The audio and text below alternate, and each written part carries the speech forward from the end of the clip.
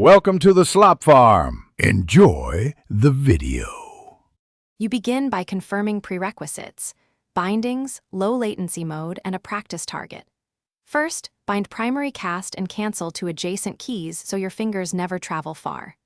Then, enable low latency or reduce frame buffering. This lowers input delay and lets you time interrupts.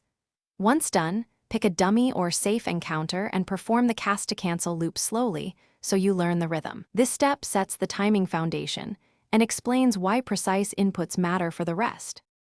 Now you execute the core, press cast, then cancel almost instantly while buffering your next action.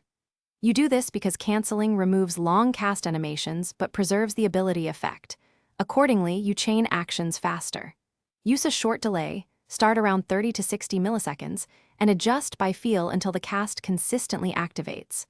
Once you can repeat it, add animation cancels such as a strafe, ability, or emote to hide recovery. This keeps your global cooldowns aligned and maximizes throughput. Finish by slotting fast cast into your rotation during high-damage windows. Make sure you prioritize spells that benefit most from reduced animation time. If something goes wrong, don't panic. Check input buffering settings, network latency, and for overlapping bindings that can eat your cancel. Once done, use recorded practice runs or cast logs to identify timing drift and correct it. Make small adjustments to the millisecond delay, and repeat until you reliably trigger the ability without sacrificing accuracy.